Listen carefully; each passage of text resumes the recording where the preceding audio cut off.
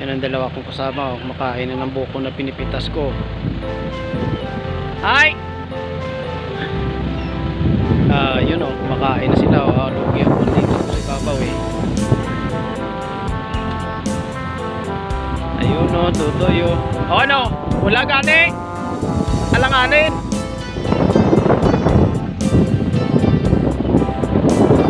Na pumunta daw yung mobile dito. Saka pinaputukan ng M203.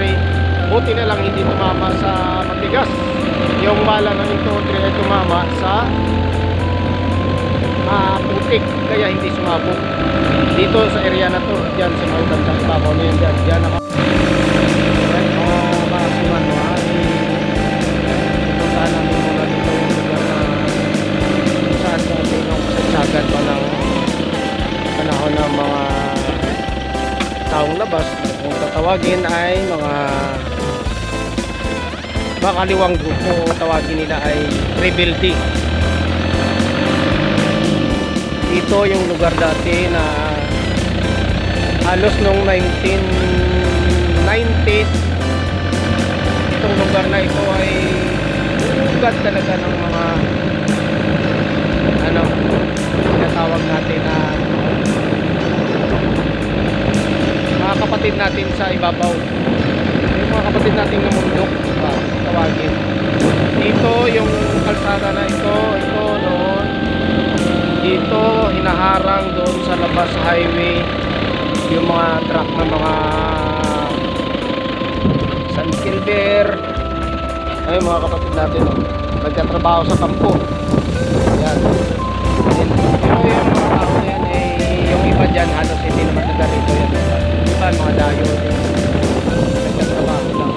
Pero itong lugar na ito, itong kalsada na ito na binabaybay natin hanggang sa pasokan natin doon sa loob ay dito pinapapasok yung sasakyan ng mga Coca-Cola, San Miguel Beer, tsaka yung mga ibang mga kumpanya dati nung araw na hindi bumibigay.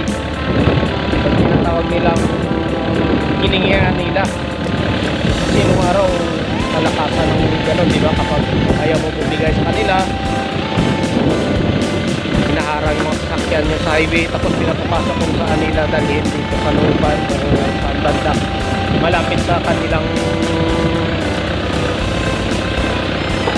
pinagtataguan o mas pinakamalapit na kanilang hideout.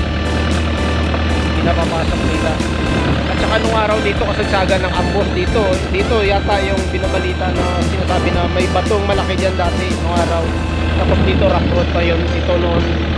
Rock road pa ito noon, pero ngayon simentado na. Pagpudli yung mga rebelde. Kasi nung araw yung lugar na ito ay puro kahoy.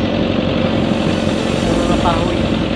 Pero ngayon ay puro na din kampo. Halos tubuhan na. Tsaka marami ng bahay. Kasi nung araw yung bahay dito, ang dumadaan lang dito ay yung kumukuha ng tubo. Tsaka mga motorsiklo o karusa ba, ganon lang. Kaya kung makita nyo ito na hanggang papasok pa yan din yung bahay. Pero ngayon marami ng konkretong bahay dito ngayon. Tsaka yung mga tao dito siguro mga nagbalik loob na rin. Tsaka matagal na hindi na uso ngayon yung mga taong labas dito sa lugar na ito. Oy, salamat, may manok.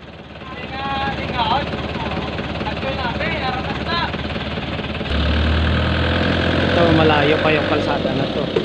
Kasi yung pinakadulo na nito ay doon na talaga yung ginawa ng government na nung mayor dito noon, na yung mga taong nagbalik loob sa pamahalaan ay ginagawa ng pabahay o tinatawag na housing project.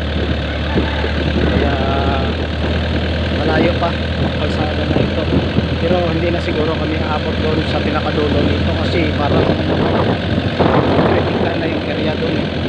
Tsaka medyo makita nyo yung mga bahay dito ngayon ay mga malaki na, tsaka mga concrete na. Nung araw lang lang yung bahay dito nun.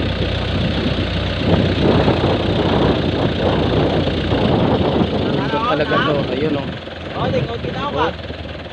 Kita nyo bundok na sa unahan, yun sa malayo, bundok talaga. talaga yun. Zooming natin. Buntik ko. Saka may bahay pa sa ibabaw ng bundok. Ayan, mayroong bahay dun sa ibabaw ng bundok. Paano kaya sila nakapagpatay? Malayo pa yan, yung lugar na yan. Malayo pa. Ha? Punta lang kami dito dahil kukuha lang kami ng buko. Hihingi kami ng buko. Ito, ang daming buko. Hihingi lang kami. Ay, nakaabot kami dito. Hihingi lang kami ng buko. Malayo kasi dun sa amin walang buko dun eh. Ayan o, buko yan sigurado. Dito pa kami nahingi ng buko sa lugar ng mga maraming kaibigan natin nung araw.